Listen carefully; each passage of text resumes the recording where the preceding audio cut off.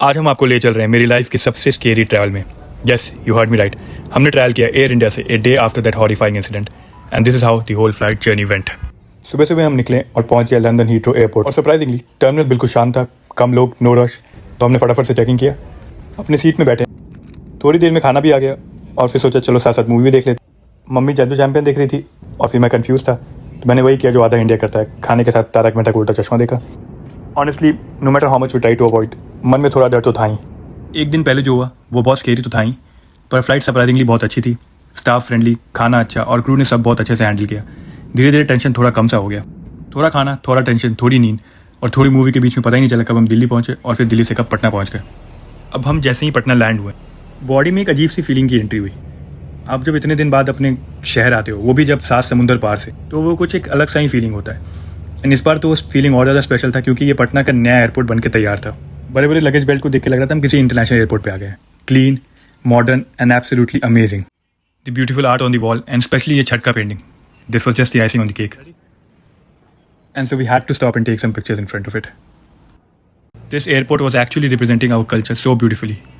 अब मुझे नहीं पता ये आप लोगों के साथ होता है कि नहीं। अगर आप किसी छोटे शहर से हो तो उस शहर का जो भी ग्रोथ होता है वो बिल्कुल पर्सनल फील होता है। फिर हमने फटाफट से अपना बैग लिया। ऑफकोर्स हमारी बैग सबसे एंड में आई।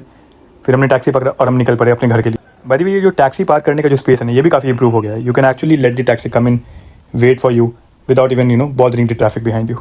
और फिर हम निकल पड़े दुनिया की सबसे एक्सपेंसिव वेकेशन पर, वो जगह जिसके लिए महीनों की प्लानिंग और लाखों का खर्चा भी वर्थ इट लगता है, मेरा खुद का घर। पटना पहुंचकर मैं अपने होम टाउन पे एक हफ्ता रुका और सच कहूँ तो एक हफ्ता कब निकल गया पता ही नहीं चला। जब हम चेक इन के लिए पहुंचे एयरपोर्ट पे, again the airport has improved so much and I don't know how, but this airport is always like shining. और हमारा security check in literally 5 minute में हो गया। So I actually overestimated the time that it would take, और मैं I ended up having like 3 hours in my hand. और फिर हमने कर ली वापसी की तैयारी, तो हम बैठ गए दिल्ली की फ़्लाइट के लिए। अब यहाँ पर मैंने एक स्ट्रेंज सी चीज़ नोटिस, जो हो सकता है बस एक कोइंसिडेंस हो, बट जो फ्लाइट लंदन से इंडिया के लिए होती है वो काफ़ी सही होती है, और जो इंडिया से लंदन के लिए होती है उसमें कुछ ना कुछ छोटा मोटा इशू होता है। जैसे मेरे केस में छत से पानी टपकना हुआ इस पर। अब क्योंकि मेरी अगली फ्लाइट में बहुत ज़्यादा टाइम था, तो मैं निकल गया अपने दोस्त के घर।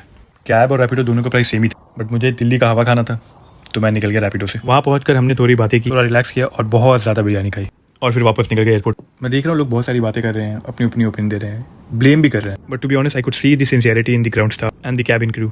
और सबसे इंपॉर्टेंट, इस पीछे में ये नहीं भूलना चाहिए, अभी भी स्टैट्स के हिसाब से air travel is the safest mode of travel. Also I heard a lot of people say that air India में जो वाईफाई है वो चलता नहीं है, but it does work and this video is the proof of it.